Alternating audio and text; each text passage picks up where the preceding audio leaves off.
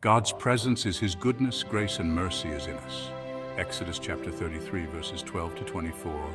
Moses said to the Lord, "See, you say to me, 'Bring up this people,' but you have not let me know whom you will send with me. Yet you have said, 'I know you by name,' and you have also found favor in my sight. Now therefore, if I have found favor in your sight, please show me now your ways, that I may know you in order to find favor in your sight. Consider too that this nation is your people."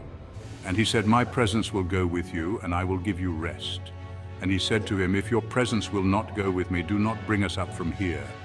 For how shall it be known that I have found favor in your sight, I and your people? Is it not in your going with us, so that we are distinct, I and your people, from every other people on the face of the earth?" And the Lord said to Moses, "This very thing that you have spoken I will do, for you have found favor in my sight, and I know you by name." Verse 18 of Exodus 33, Moses asked God, "Please show me your glory." And he said, "I will make all my goodness pass before you, and will proclaim before you my name, the Lord. And I will be gracious to whom I will be gracious, and will show mercy on whom I will show mercy." But he said, "You cannot see my face, for man shall not see me and live." And the Lord said, "Behold, there is a place by me where you shall stand on the rock. And while my glory passes by, I will put you in a cleft of the rock, and I will cover you with my hand until I have passed by. Then I will take away my hand, and you shall see my back, but my face shall not be seen." These chapter and verse of Exodus.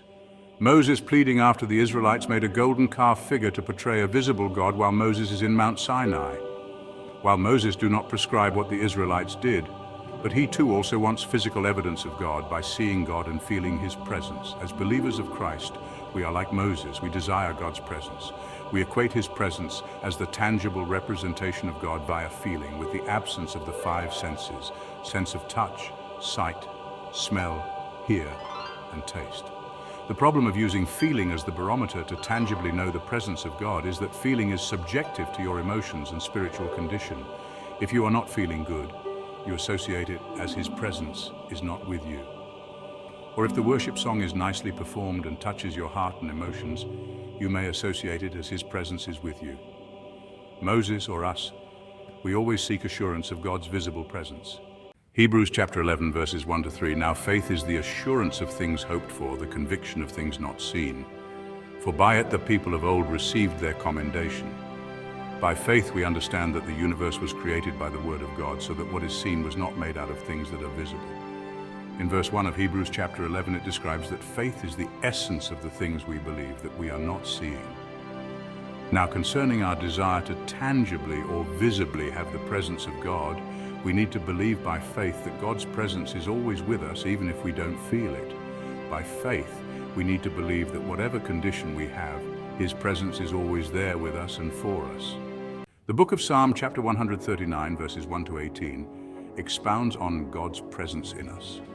"O Lord, you have searched me and known me. You know when I sit down and when I rise up. You discern my thoughts from afar.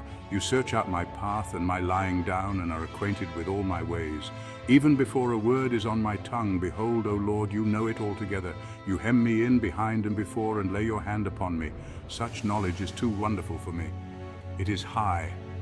I cannot attain it. Where shall I go from your spirit? Or where shall I flee from your presence? If I ascend to heaven, you are there. If I make my bed in hell, you are there. If I take the wings of the morning and dwell in the uttermost parts of the sea, even there your hand shall lead me, and your right hand shall hold me. If I say, surely the darkness shall cover me, and the light about me be night. Even the darkness is not dark to you. The night is bright as the day, for darkness is as light with you. For you formed my inward parts. You knitted me together in my mother's womb. I praise you, for I am fearfully and wonderfully made. Wonderful are your works. My soul knows it very well. My frame was not hidden from you when I was being made in secret, intricately woven in the depths of the earth. Your eyes saw my unformed substance. In your book were written, every one of them, the days that were formed for me, when as yet there was none of them. How precious to me are your thoughts, O God! How vast is the sum of them! If I would count them, they are more than the sand. I awake and I am still with you. But God knows our nature, that we always seek visible evidence of His presence. When Moses asked God, "Please show me your glory," God answered, "I will make all my goodness pass before you and will proclaim before you my name, the Lord. And I will be gracious to whom I will be gracious, and will show mercy on whom I will show mercy." Exodus chapter 33, verses 18 and 19. God is revealing to Moses that his reality of existence is that God makes all his goodness be unto Moses, that God is gracious to him and merciful to him. Brothers and sisters, you may not feel God's visible presence. Just be reminded of all the good that you have experienced in your life. The grace and mercy we have from God, the best evidence that his glory and presence is in us.